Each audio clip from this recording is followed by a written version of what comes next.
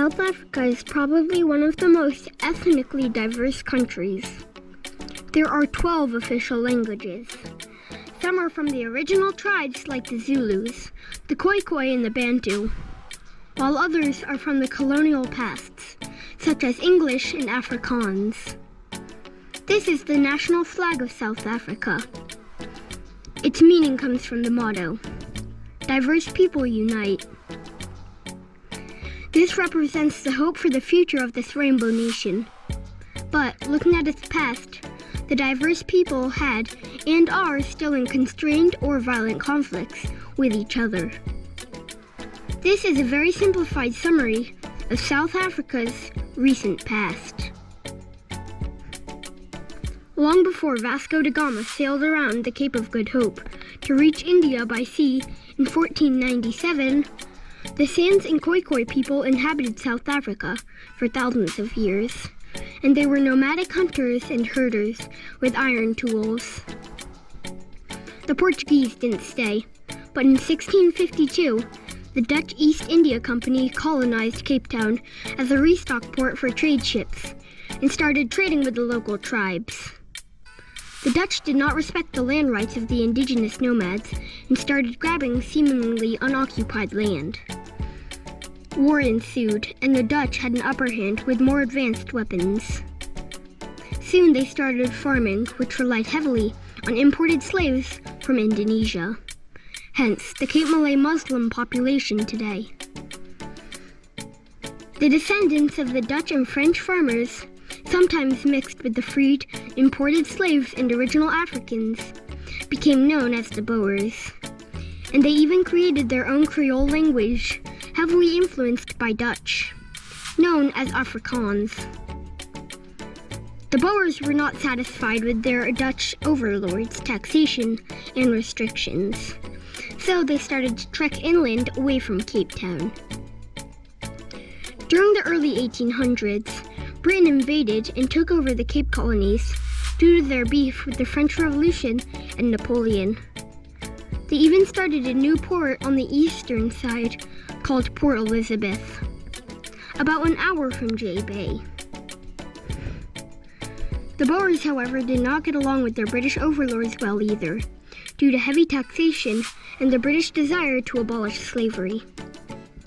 So they started trekking again to the northern part of South Africa with their slaves and established many states, such as the Orange Free State, how ironic, and the South Africa Republic.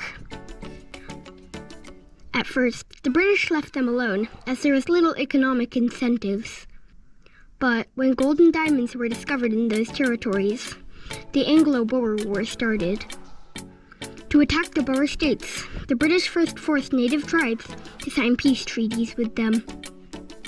When the Zulus did not agree, the British attacked, and despite meeting fierce resistance, took Zulu land by force. From there, they attacked the Boers and used a brutal scorched earth tactic.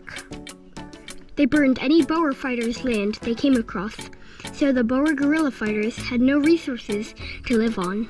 The Boer women and children were sent to concentration camps and suffered starvation and severe neglect. At the expense of hundreds of thousands of lives, the British were able to mine the gold and diamonds with little regards to the destruction of native lands. During this period, many Indians were also imported as laborers, and now there is a big population around Durban. In 1910, the Union of South Africa was established as a self-governing dominion in the British Empire. As colonialism reached its end, South Africa became fully independent at the end of the 1920s. But equal rights would only come for the 20% or so of white minority. In 1948, when the National Party came into power, the deeply racist apartheid policies were sequentially written into law. Interracial marriages were banned, people were segregated by color, and the whites owned 80% of the land. Many blacks and colored people were forcibly removed from their homes and relocated to impoverished tribal lands. The whites in power ignored the complicated ethnic compositions of the blacks and semi-arbitrarily divided them into a few groups and taught the children selective native languages. Thus, the current-day divide among the black population and some of the violence has roots in the apartheid. The apartheid policies were unpopular internationally, but Western countries such as Britain didn't stop trading with South Africa for decades because they wanted its gold. Leaders in the anti-apartheid movement such as Nelson Mandela was jailed for decades or killed. Eventually, life was so bad for the 80% of blacks and colored people that a civil war was imminent.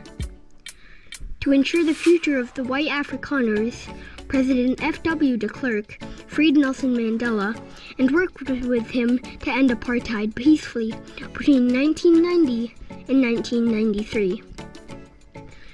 The price of the peaceful transition is that the racial wealth divide was largely preserved. In 1994, Nelson Mandela became the first black president of South Africa.